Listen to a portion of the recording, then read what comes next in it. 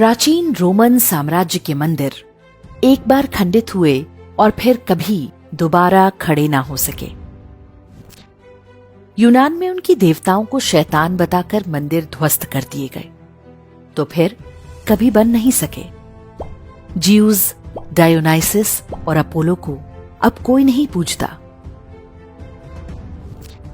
मिस्र की महान सभ्यता एक बार तहस नहस हुई तो दोबारा संवर नहीं पाई। आज केवल उसके अवशेष ही बाकी हैं। फारस के आताशगाहों की अखंड अग्नि एक बार बुझा दी गई तो दोबारा उन्हें जलाने के लिए कोई नहीं बचा। मेसोपोटामिया की सभ्यता पर केवल एक बार सिकंदर ने आक्रमण किया और वो एक झटके में समाप्त हो गई। उनके देवताओं के अब कोई नाम भी नहीं जानता। संसार की समस्त प्राचीनतम सभ्यताओं पर हुए सारे बर्बर आक्रमणों को मिला दें, उससे भी अधिक आक्रमण अकेले काशी पर हुए। लेकिन काशी बार बार उठ खड़ी हुई। असभ्य और बर्बर आक्रमणकारियों के हर चिन्ह को साफ करके काशी प्रकाशमय हो उठी। आज भी हर ओर हर हर महादेव की गूंज है।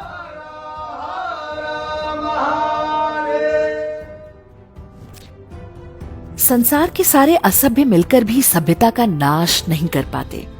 धर्म कभी भी समाप्त नहीं होता।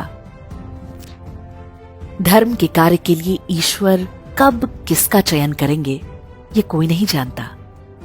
इतिहास में इसके ढेरों उदाहरण भरे पड़े हैं।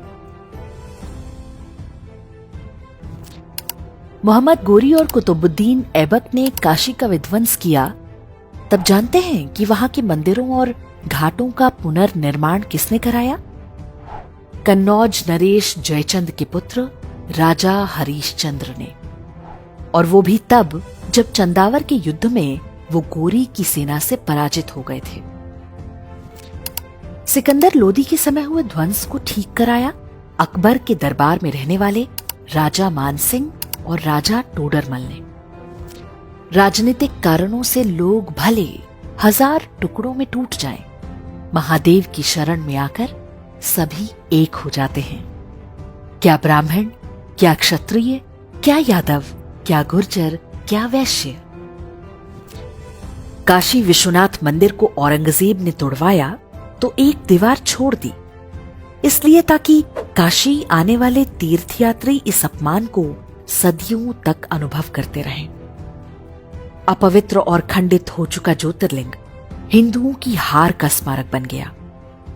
किंतु आसुरी मानसिकता का उत्तर कोई दैवीय सभ्यता कैसे देती है, ये भी ध्यान देने योग्य है।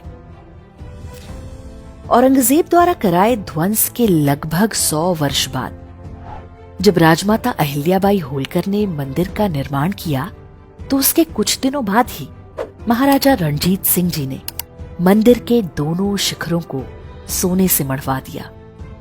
दिल्ली में बैठे मुगलों की आंखों के सामने मंदिर पर 22 मन सोना चढ़वाकर दिखा दिया कि लुटेरों की सेंधमारी से महान सभ्यताओं का वैभव समाप्त नहीं होता। तोड़ने वाले समाप्त हो जाते हैं, रचने वाले समाप्त नहीं होते।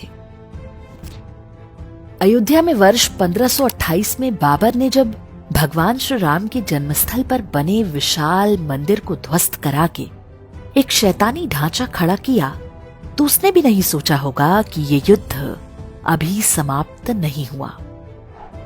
500 वर्ष तक हिंदू निरंतर संघर्ष करते रहे।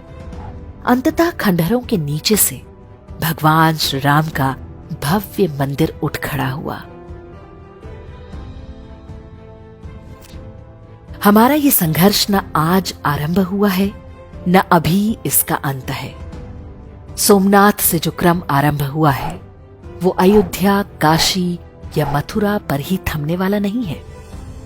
सनातन सभ्यता के हर प्रतीक को हमें वापस लेना है। ये प्रण 1 अरब हिंदुओं को अपने हृदय में बिठाना होगा। ये विश्वास बनाए रखना होगा कि एक दिन शारदा पीठ, मुल्तान, कटासराज और हिंगलाज माता से लेकर ढाकेश्वरी तक की बारी आएगी।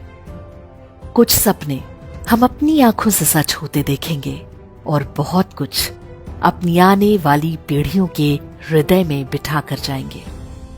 प्रण करें कि अखंड हिंदू राष्ट्र एक दिन साकार होगा। ये हमारा सौभाग्य होगा कि इस नव निर्माण की नींव में एक ईंट